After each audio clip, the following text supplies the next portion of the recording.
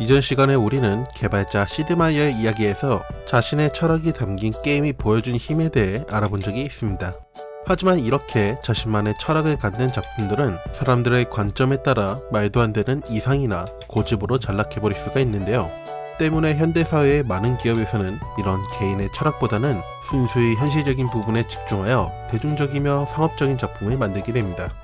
하지만 이번 시간에 소개해드릴 게임 개발자는 사회로부터 무시당하는 자신의 철학과 신념을 포기하지 않고 이를 게임에 반영하여 많은 이들로부터 인정받아 세계적인 게임 개발자로 거듭난 윌라이트에 대해 이야기해보려고 합니다. 윌라이트는 특별한 프로그래밍 능력이 있거나 이름 있는 학교에서 능력을 인정받은 다른 세계적인 개발자들과는 다르게 무리에서 벗어난 괴짜스러운 사람 중 한 명이었습니다.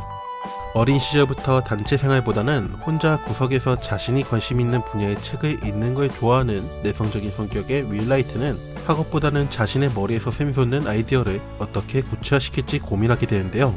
그러던 윌라이트의 눈에 들어오게 된 것이 있었으니 바로 게임입니다.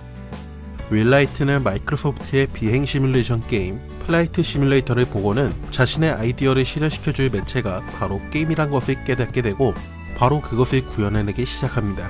그렇게 탄생한 것이 윌라이트의 첫 게임 반겔링만의 습격인데요. 플라이트 시뮬레이터에서 착안해낸 그의 헬기 슈팅 게임 반겔링만의 습격은 제작을 위해 윌라이트가 직접 헬기 조종사 자격증을 취득하는 등 그가 몰두한 분야에 있어 얼마나 열정적인지 잘 알 수 있는 대목이기도 합니다.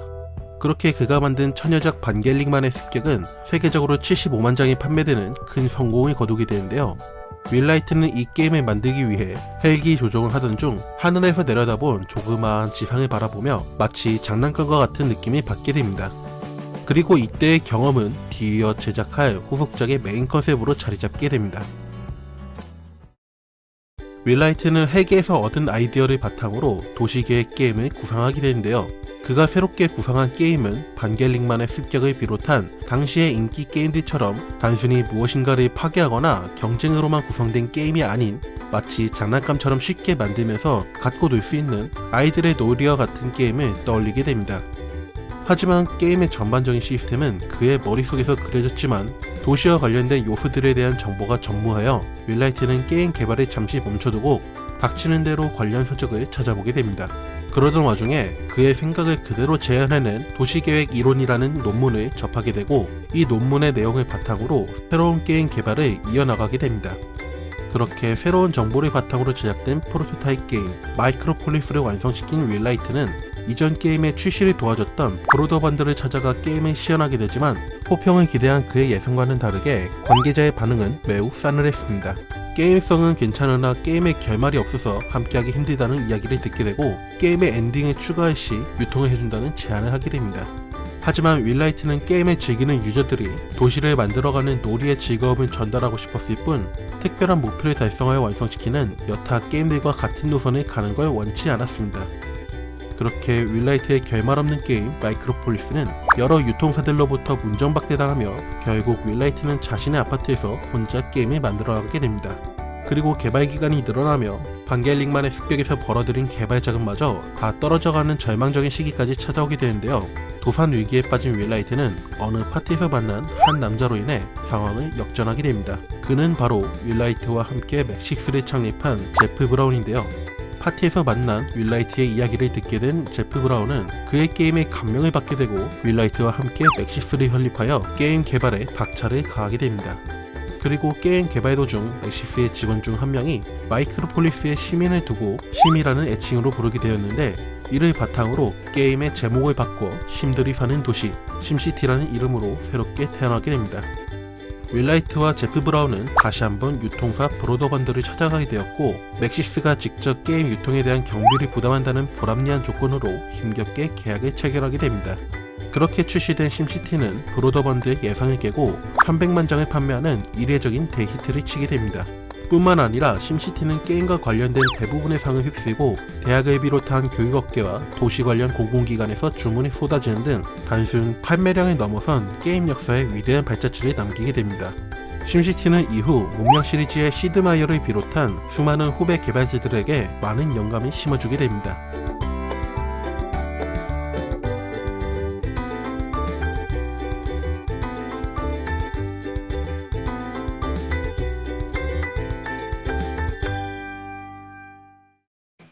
심시티의 성공으로 최고의 주가를 올리게 된 맥시스는 뒤이어 행성 시뮬레이션 게임 심업스와 곤충 시뮬레이션 게임 심엔트를 출시하게 되는데요.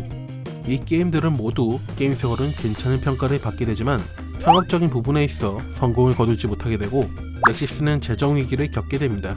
하지만 이런 위기 속에서 출시된 심시티의 후속작 심시티 2000이 좋은 성적을 거두며 다시 재정을 회복하게 됩니다. 이때 맥시스는 투자자들의 요청으로 기업을 공개하게 되는데요. 이는 맥시스를 나락으로 빠뜨릴 계기로 작용하게 됩니다. 기업이 공개되자 맥시스는 주주들의 지나친 간섭으로 인해 제대로 된 게임 개발에 집중하지 못하게 되는데요. 1년 동안 약 4개의 게임을 출시하라는 주주들의 압박으로 인해 맥시스의 개발자는 무리한 강행군을 하며 완성도 낮은 게임을 찍어내는 것에 집중하게 됩니다. 그리고 이때 출시된 심콥터와 심파크 같은 게임들은 윌라이트의 명예에 큰 오점을 남기는 사건으로 남으며 게임은 실패로 돌아가게 됩니다. 그렇게 주주들의 간섭으로 인해 자신의 게임 철학마저 잃어가며 실패를 겪게 되는 윌라이트와 맥시스는 EA와 합병되며 직원의 절반가량이 해고되며 윌라이트 역시 더 이상 회사에서의 입지가 줄어들게 됩니다. 그렇게 또다시 절망적인 상황에 놓이게 된 윌라이트. 이런 절망적인 그에게 희망을 불어넣어준 것이 있었으니 그것은 다름 아닌 자신의 가족이었습니다. 윌라이트는 실패를 겪으며 회사가 망가져가는 지옥같은 상황에서도 가족과의 사랑으로 위기를 견뎌낼 만큼 특별한 가족애를 자랑했는데요. 윌라이트는 자신의 딸이 가지고 놀던 인형의 집 세트를 보고 새로운 아이디어를 떠올리게 됩니다. 윌라이트는 건물이나 집안의 물건을 어떻게 배치하느냐에 따라 신들이 반응하게 되는 이 게임의 프로젝트의 이름을 인형의 집이라 부르게 되었습니다. 그러나 게임의 구상을 들은 딸은 하고 있던 소꿉장난을 멈추고 아빠에게 한마디를 하게 됩니다.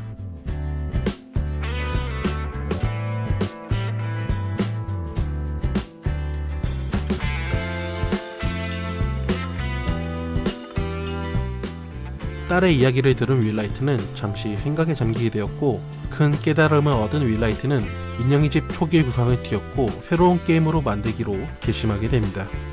건물이나 물건 같은 사물이 중심이 되는 것이 아닌 사람과 사람 간의 관계, 그리고 가족과 함께 할 수 있는 행복한 공간을 게임으로 만들겠다는 결심을 하게 됩니다. 그렇게 새로운 게임의 구상을 마친 윌라이트는 다시 회사로 찾아가게 됩니다. 하지만 그가 새로 기획한 게임은 기존에 있었던 인기 있는 게임과의 공식과는 전혀 동떨어진, 한마디로 돈이 안 될 것이 뻔히 보이는 게임이었고, 때문에 회사는 윌라이트의 게임 개발에 지원을 반대했습니다. 시작부터 큰 난관에 부딪힌 인형의 집 프로젝트. 하지만 이미 심시티로 힘든 시기를 겪어본 적이 있으며 딸과 자신의 신념과 철학이 들어간 이 게임을 절대 포기할 수 없었던 윌라이트는 결국 끈질긴 요구 끝에 단 한 명의 프로그래머를 지원받게 됩니다. 힘겹게 지원을 받게 되었지만 단 2명이서 짧은 기간 내에 프로토타입을 완성해야 되는 상황. 하지만 다행히도 이때 윌라이트와 함께 프로젝트에 참여한 한 명의 개발자가 바로 훗날 천재 프로그래머라 불리는 제이미 둠보스였습니다.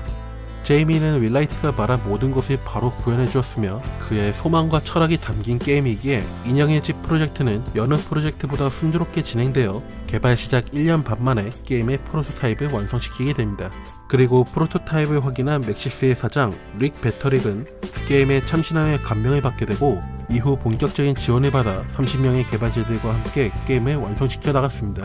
그리고 그렇게 완성된 게임 심즈는 개발 당시 당했던 무시를 그대로 갚아주는 듯 무려 1억 장이 넘게 팔리며 기네스북에 등재되는 등 심시티와 더불어 게임 역사상 가장 위대한 게임 중 하나로 거듭나게 됩니다. 여러분들도 혹시 인생을 살아오며 이상과 현실 앞에서 좌절하신 적이 계신가요? 오늘 이야기 드린 윌라이트의 이야기는 현실을 이겨낸 이상과 가족에 대한 힘을 알려주었는데요. 자신이 가지고 놀고 싶은 장난감과 같은 세상을 만들기 위해 상업성이라는 다수의 의견 앞에 처참히 망가지고 외면당했지만 포기하지 않고 자신의 철학을 지닌 게임을 완성하여 전세계 게이머들에게 자신의 장난감을 선보일 수 있었던 평범한 괴짜 윌라이트의 이야기는 현실 앞에서 망설이고 있는 우리의 가슴을 뜨겁게 만들어줄 이야기가 아닐까 생각됩니다. 그리고 윌라이트는 현실 앞에 좌절하고 있는 후배 개발자들에게 이렇게 이야기합니다.